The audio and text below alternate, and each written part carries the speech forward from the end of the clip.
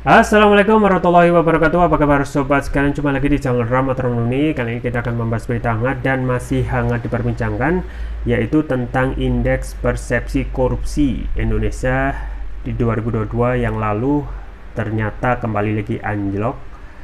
Dan ini tentu saja dengan skor 34, dan kita ketahui ini merupakan skor terburuk ya sepanjang sejarah reformasi. Jadi yang kita harapkan awal-awal ya, ketika Presiden Jokowi memimpin itu ada perbaikan, malah banyak sekali penurunan. Dan saat ini ya jarang sekali ada komitmen yang solid untuk memberantas korupsi. Ini sesuai yang dilansir oleh Detik News. Indeks persepsi korupsi RI anjlok, Jokowi jadi evaluasi bersama. Dan pasar, indeks persepsi korupsi IPK Indonesia anjlok pada 2022. Presiden Joko Widodo mengatakan hal itu akan menjadi evaluasi bersama, yaitu itu akan menjadi koreksi dan evaluasi kita bersama, kata Jokowi di Bali, seperti dilihat dari kanal YouTube Sekretariat Presiden Kamis. Sebagai informasi, indeks persepsi korupsi Indonesia mengalami penurunan skor dari 38 pada 2021 menjadi 34 pada 2022. Skor itu menempatkan Indonesia pada posisi 110 dari 180 negara yang dinilai IPK-nya. CPI Indonesia kita berada di skor 34 dan ranking 110, kata manajer Departemen Riset Transparency International Indonesia (TII) Wawan Suyatmiko di Hotel Pullman Jakarta Pusat Selasa.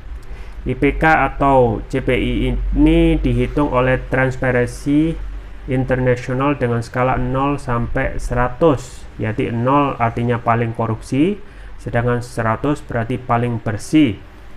Total negara yang dihitung IPK atau CPI adalah 180 negara. Skor CPI Indonesia di 2022 sejajar dengan Bosnia Herzegovina, Gambia, Malawi, Nepal, dan Sierra Leone. Sementara itu di kawasan regional Asia Tenggara, skor CPI di Indonesia 2022 jauh tertinggal dari Malaysia, Timor Leste, hingga Vietnam yang masing-masing memperoleh skor CPI 2022 di angka 47 dan 42.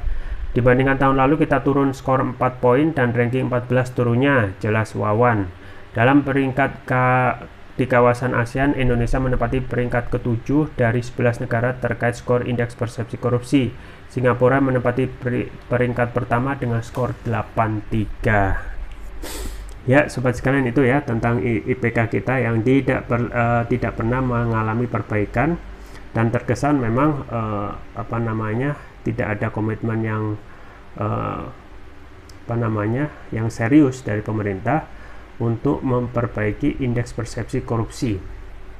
Jadi yang namanya korupsi itu yang sudah menjadi budaya, tidak ada ya komitmen untuk mengubah persepsi itu yang semuanya menjadi budaya menjadi kejahatan extraordinary ya, malah sekarang menjadi jadi. 2021 kita peringkat 38 dan kembali lagi terburuk dengan skor 34 ya. Kalau yang baik itu nilainya 100, di 2022 kita skornya 34. Nah, ini memang jauh dari indeks prestasi. Jangankan di dunia, di ASEAN aja kita sudah kalah jauh dari Malaysia ya, karena peringkat pertama itu Singapura, kemudian Malaysia. Singapura itu 83, Malaysia 47, kemudian Timor Leste, negara yang baru negara yang baru itu kita juga kalah, skornya 42. Vietnam juga kita kalah dengan Vietnam, kita juga kalah dengan Thailand 36. Jadi banyak hal yang perlu diperbaiki, dan terkesan dalam masa periode ya kepemimpinan Presiden Jokowi ini terkesan memang tidak ada perbaikan ke arah untuk perbaikan ya budaya korupsi kita yang sudah buruk, malah sekarang terkesan malah menjadi-jadi. Dan memang harusnya ketika kita berkomitmen untuk menjadikan negeri ini menjadi negeri yang lebih baik lagi, terutama mengganyang yang namanya KKN, haruslah ada komitmen yang sifatnya aksi nyata. Tetapi yang terjadi adalah dengan adanya budaya korupsi ini terkesan ya terus dipelihara, bahkan di crippling atau diamputasi ya kewenangan-kewenangan orang yang melakukan penanganan pemberantasan KKN. Let's say misalnya KKN, let's say KPK ya, terjadi pelemahan di KPK ya, bahkan dengan adanya KPK tanpa adanya pelemahan pun tingkat korupsi kita itu ya bukan tambah lebih baik ya. Dengan adanya KPK justru ya korupsi kita itu malah tinggi ya, adanya banyak OTT ya, dan perilaku pejabat yang korup dan lain sebagainya. Dan memang dalam sistem yang saat ini akan sangat sulit ya kita, apalagi sistem politik biaya mahal yang juga disampaikan oleh Mahfud MD, malaikat pun akan kalau masuk kekuasaan akan jadi iblis, maka akan sangat susah sekali ya untuk bisa mempertahankan integritas sebagai pejabat publik yang bersih dari korupsi, kolusi, dan nepotisme. Nah, memang godaan-godaan itu selalu ada ya, dan ini memang menjadi kompensasi ketika yang diterapkan saat ini, yaitu sistem demokrasi yang berbiaya mahal. Suka tidak suka, orang-orang yang sudah dicokok oleh KPK itu hanya yang apes saja, yang tidak apes ataupun yang selamat justru ya banyak ya, karena tidak mungkin dengan politik biaya mahal seperti ini tuh budaya korupsi itu tidak bisa terhindarkan. Nah, maka ada juga ya aktor-aktor yang bisa mengakali ya, aktor-aktor yang bisa disuap, bahkan seluruh aspek, yaitu eksekutif, legislatif, bahkan yudikatif ya, semuanya terpengaruh dan tidak ada yang tercemar dengan budaya korupsi. Nah, memang harusnya dengan berjalannya waktu ya, di usia negara kita yang sudah tidak muda lagi, harusnya ada perbaikan. Dengan adanya contoh yang sudah ada ya, misalnya di negara yang ASEAN ya, Singapura, negara kecil ya, yang harusnya kita lebih unggul, malah tingkat korupsinya itu bisa ditekan di Singapura. Nah, ini apakah tidak ada ya integritas ataupun keinginan dari pejabat negeri, terutama dari dari presiden, yang harusnya bisa bertindak tegas ya, kemudian bisa mencontohkan hal yang baik ya untuk pemberantasan korupsi. Nah, sayangnya memang korupsi ini dipelihara ya, banyak sekali kasus-kasus korupsi, termasuk juga tidak dijalankannya equality before the law, yang mengakibatkan semuanya tidak berjalan ya. Itu juga yang menjerat ataupun mengenai ya kerabat presiden sendiri misalnya ya. Gibran kemarin juga pernah dilaporkan oleh Ubaidillah Badrun terkait ada dugaan KKN, itu tidak diproses. Pun juga pengungkapan ya adanya kepemilikan sekitar 60 perusahaan oleh Kaisang pada saat pemerintahan Presiden Jokowi ya, hingga saat ini tidak pernah diungkap dari mana dananya ya, dan dari mana asalnya, karena banyak sekali potensi konflik of interest yang ada di situ. Nah, juga Rizal Ramli mengatakan kalaupun selesai masa jabatan Presiden Jokowi, dengan ketidakadanya integritas ya, keinginan untuk memberantas korupsi, bisa saja nanti kasus-kasus yang melibatkan Presiden Jokowi dan anaknya, yaitu Kaisang misalnya, bisa diungkap lagi untuk dugaan kasus KKN. Jadi kita memang harus belajar dari negara maju ya, yang masih mempunyai integritas ya, untuk menciptakan clean government dan good governance dan clean government.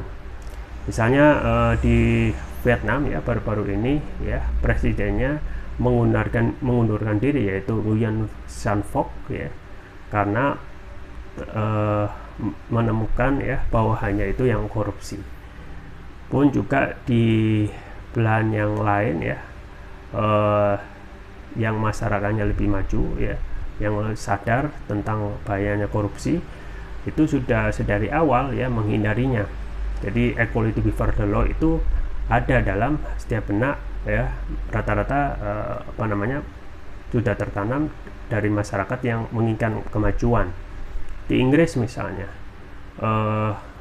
ketika para pejabatnya itu jangankan kena OTT ya, sudah terindikasi ya melakukan pelanggaran ya, termasuk juga korupsi, itu sudah mundur duluan ya. Kalau di kita sangat sulit sekali gitu ya, prosesnya lama, sulit, belum lagi kalau semua para penegak hukum itu ya bisa disuap ya.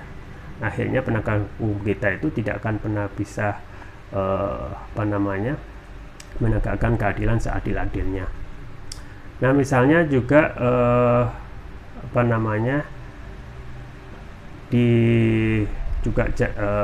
Perdana Menteri Selandia Baru itu ketika ada kebijakan yang tidak sesuai mengundurkan diri ya. Jadi kebiasaan para pejabat di luar itu yang mengundurkan diri ini tentu saja bisa seharusnya menjadikan teladan bagi pejabat yang memang tidak bisa menjalankan tugasnya, termasuk juga yang terindikasi korupsi ya. Itu sudah harus sadar sendiri gitu ya, daripada kebiasaan kita yang jangankan untuk sadar diri, harus nunggu OTT dulu baru bisa seseorang itu sadar. Jadi kebiasaan-kebiasaan korupsi ini yang kita sudah mengurat akar ya, sudah tidak ada ya keinginan untuk memperbaiki diri. Itu juga disampaikan oleh ST Burhanuddin di depan Tito Karnavian, bahwasanya tidak ada Pemda yang tidak korupsi. Artinya memang budaya korupsi kita itu sudah parah, tinggal bagaimana gitu ya, kita itu berpikir secara sadar bahwasanya sistem saat ini itu memang rusak sedari awal, cacat sedari awal, yaitu demokrasi yang yang memakai politik biaya mahal ya, kemudian segala aturan dari manusia ya, dan kita ketahui penegakan hukum juga sangat ringan sekali, yang mengakibatkan seseorang itu ketika sudah melakukan tindak pidana KKN ya, dan hukumannya ringan, maka yang terjadi adalah sikap tidak jerah ya, hukuman yang tidak jerah apalagi, maka itu akan terus ya menumbuh kembangkan ya KKN di Indonesia. Jadi yang satu hal ya yang justru merusak Indonesia itu bukan radikalisme, bukan politik identitas, apapun itu yang disematkan isu-isu yang digembar-gemborkan, tetapi yang ya kalau kita melihat fakta real, justru yang merusak negara adalah praktek KKN, korupsi, kolusi, dan nepotisme ya. Jadi terus-menerus membawa radikalisme ya, intoleransi ya, itu sebenarnya dalam motivasi ya untuk menutupi kebejatan ya para pejabatnya yang KKN ya. Kita ketahui ya, pada saat pandemi, pada saat ekonomi nyungsep, rakyat susah, justru ya kekayaan pejabat kita itu naik berkali-kali lipat, dan memang tidak ada pejabat yang tidak naik kekayaannya setelah menjabat. Ini juga tidak adanya atau dihapusnya ya pasal tentang pembuktian terbalik yang seharusnya bisa menjadi kunci ya untuk sedikit ya memberikan secerca harapan tentang ya praktek korupsi yang ada di pejabat. Bagaimana pejabat ketika awal menjabat, pada akhir jabatannya harus mempertanggungjawabkan ya jumlah kenaikan harta yang didapatnya. Nah sekarang kita ketahui budaya korupsi itu sudah menggurita ya, bahkan di institusi-institusi yang sering kita menjadi rahasia publik ya, institusi kepolisian ya, bagaimana kepolisian itu ya kadang pada kasus Ismail Bolong misalnya, seorang pejabat ataupun oknum polisi yang pakainya belum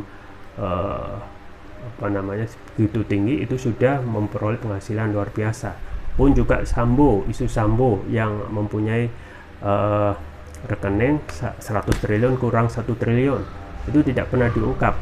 Bagaimana Sambo juga mempunyai rumah mewah ya 3, kemudian di Jalan Bangka yang itu nilainya prestisius ya, Padahal gaji seorang perwira bintang 2 itu take home pay-nya 35 juta ya.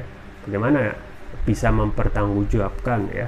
Pun juga perwira yang lain yang sudah ditangkap, misalnya Irjen Minahasa yang konon kekayaannya paling kaya ya, polisi paling kaya, yang ternyata memang terbelit masalah narkoba, dan banyak lagi ya, termasuk juga OTT yang dilakukan oleh anggota DPR yang tidak pernah ada perbaikan. Jadi sistem ini memang pun ya hukuman yang tidak membawa jerah ya justru akan tambah memperparah kondisi ataupun membuat indeks persepsi korupsi kita itu malah tidak akan naik, malah anjlok. Itu juga ya tentu saja tidak ada ya aksi nyata dari pemerintah untuk segera memperbaiki lembaga penegakan hukum ya untuk menindak KKN, justru malah membuat KPK itu dengan pasal-pasal yang ataupun pelemahan-pelemahan dari KPK yang kita ketahui adanya KPK saja itu korupsi tidak malah turun, apalagi KPK sekarang dilemahkan. Malah kita berpikir ya bagaimana kedepannya untuk Indonesia ini. Ya, itu saja yang bisa saya sampaikan. Semoga kedepannya Indonesia menjadi negeri yang lebih baik lagi. Itu saja yang bisa saya sampaikan. Semoga bermanfaat. Jangan lupa like, share, dan subscribe. Sampai jumpa lagi. Wassalamualaikum warahmatullahi wabarakatuh.